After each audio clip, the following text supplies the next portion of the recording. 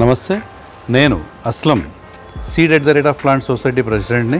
మేము చేసే పని ఏంటి అంటే విత్తనాలను ఇంటింటి నుండి కలెక్షన్ చేసి ఎక్కడైతే వాటర్ బాడీస్ ఉంటాయో చెరువుల దగ్గర, నదుల దగ్గర, ఫారెస్ట్ ఏరియాలో వాటర్ సీడ్స్ని పిచ్చింగ్ చేస్తాము. అలాగే అర్బన్ ఏరియాలు అంటే పట్టణాల్లో, నగరాల్లో ఏం చేస్తామంటే ప్లాంట్స్ని, ఫ్రూట్ ప్లాంట్స్ తీసుకెళ్ళి మన టెంపుల్ కాంప్లెక్స్లో కానీ, మాస్క్ కాంప్లెక్స్లో కానీ, లేదంటే ఎక్కడన్నా ఫ్రీగా ఓపెన్గా ఉన్న ప్లేస్లో కానీ, లేకపోతే చిన్న చిన్న చెరువుల పక్కన గట్టంబడి కానీ ఈ మొక్కల్ని, ఫ్రూట్స్ చెట్లను వేస్తాము.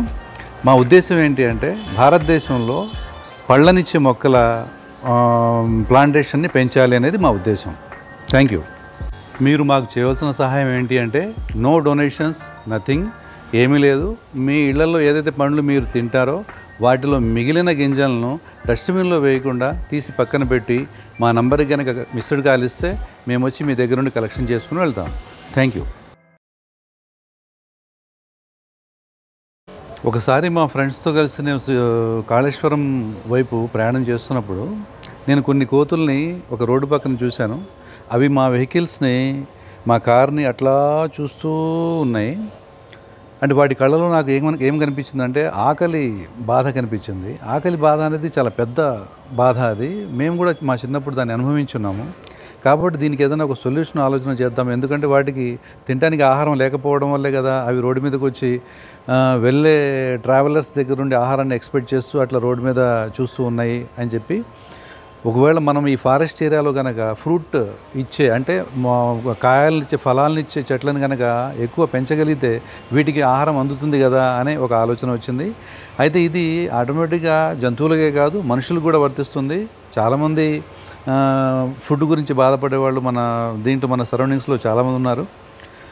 భవిష్యత్తులో ఇప్పుడు 130 కోట్ల జనాభా ఉన్న అతిపెద్ద భారతదేశం అనేది అందరికీ సఫిషియెంట్గా ఫుడ్ అందించే పరిస్థితి ఉండకపోవచ్చు. కాబట్టి ఈ ఫ్రూట్ ప్లాంట్స్ కనుక ఇంక్రీజ్ చేస్తే ఆటోమేటిక్గా కొంతవరకు ఆ ప్రాబ్లమ్ని మనం రెడ్యూస్ చేసుకోవచ్చు. అలాగే ఒక ప్లాంట్, ఒక చెట్టు వల్ల ఉపయోగాలు మీకు అందరికీ తెలుసు. చెట్టు ఏమవుతుంది అంటే ఆక్సిజన్ ఇస్తుంది, పొల్యూషన్ని తగ్గిస్తుంది, టెంపరేచర్ని డిక్రీజ్ చేస్తుంది, సరౌండింగ్ అట్మాస్ఫియరిక్ టెంపరేచర్ని డిక్రీజ్ చేస్తుంది. దీనివల్ల మానవ మనుగడకి చాలా ఉపయోగాలు ఉన్నాయి. కాబట్టి ఒక చెట్టు కనుక పెరిగితే దీనివల్ల చాలా రకాల ఉపయోగాలు ఉంటాయి. అదే కనుక ఒక ఫ్రూట్ చెట్టు కనుక పెరిగిందనుకోండి, అది ఆకలి బాధతో పాటు పొల్యూషన్ని కూడా కంట్రోల్ చేసి మిగతాది కూడా బాగా చేస్తుంది. కాబట్టి ఈ ఫ్రూట్ ప్లాంటేషన్ని ఇంక్రీజ్ చేయాలి అని చెప్పి ఆలోచన వచ్చింది. దానికి నేను గత 3-4 సంవత్సరాల నుండి దీని వెనక కృషి చేస్తూ లాస్ట్ ఇయర్ మా మిత్రుడు సుధాకర్ గారి సహకారంతో ఒక సొసైటీని ఫామ్ చేసి దీన్ని పెద్ద ఎత్తున చేయడం జరుగుతుంది. మీరందరి సహాయ సహకారాలతో దీన్ని ఒక మంచి కార్యక్రమంలాగా, మన దేశానికి పనికొచ్చే కార్యక్రమం, మానవ జాతికి పనికొచ్చే కార్యక్రమంలాగా చేయాలని చెప్పి కంకణం కట్టుకొని మేము దీన్ని చేస్తున్నాము.